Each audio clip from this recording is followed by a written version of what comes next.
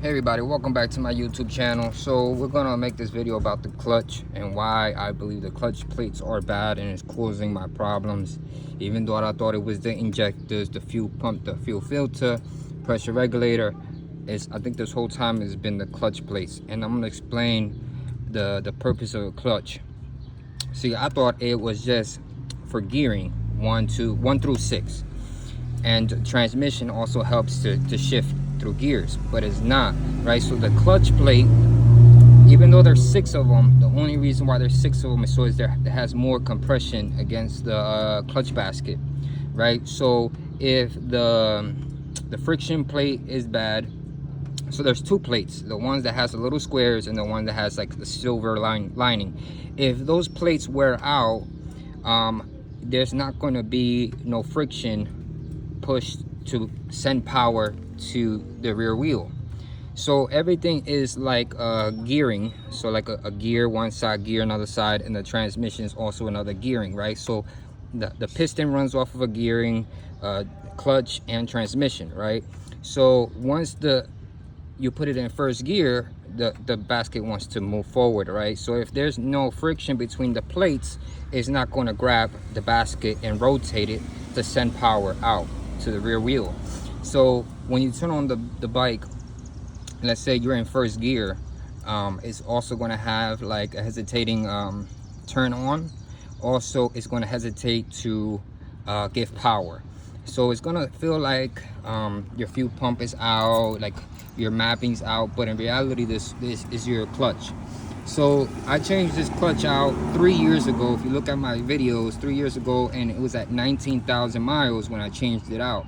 Right now I'm at 27,000 miles, but I've been racing a lot since I did the clutch change. Plus I did MR12, we did dyno tuning off of the same clutch, and I raced a whole lot of people on the same clutch plates. So most likely the clutch plates are worn out, but it lasted 8,000 miles plus 3 years. So surprisingly that it did last as long as it did. So tomorrow I'm changing it out, and we're going to see why I believe the clutch plates are bad and it's causing me all this problem. Now I'm going to hope that it's the clutch plate and not the transmission. But what the transmission does, okay, so I watched it on YouTube. So transmission is going to allow you to shift from 1 to 6. If the transmission is bad, it shouldn't let you change between gears. It will keep you locked in one gear, so first, and it won't let you shift over. It will just lock it in place, and you'll hear grinding noise between, because again, they're all gearings. There's multiple gears from first to 6.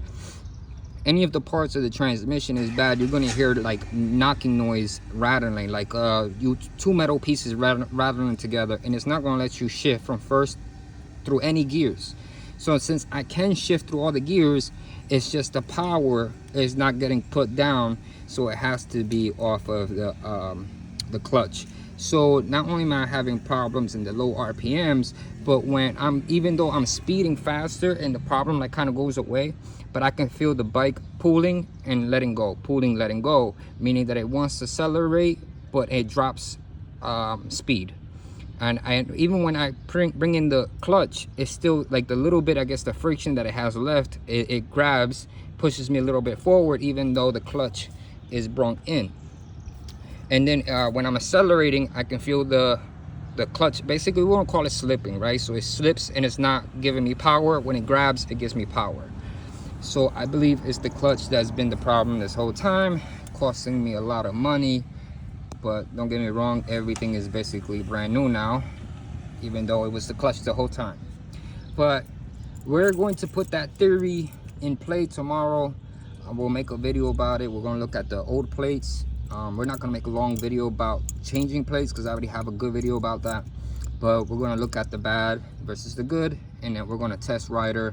I'll ride the bike for like a few minutes around to get the bike, all the shifting through all the gears, getting it ready, and then we'll do some pulls on it. Also take it to 6 gear, low RPMs, and see if it's still stuttering the way it is.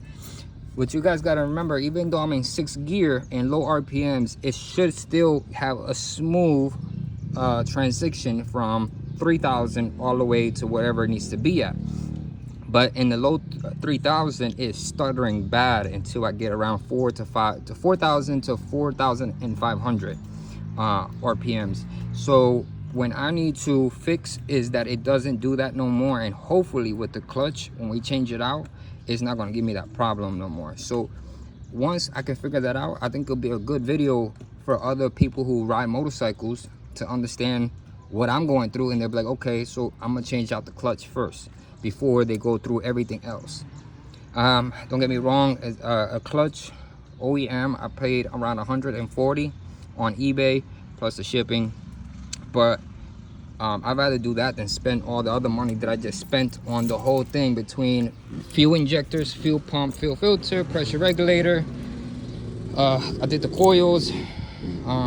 I had to go in and check to see if the spark plugs were good, and it was, so I had to redo that whole job all over again. So right now, I think it's just the clutch plates are bad.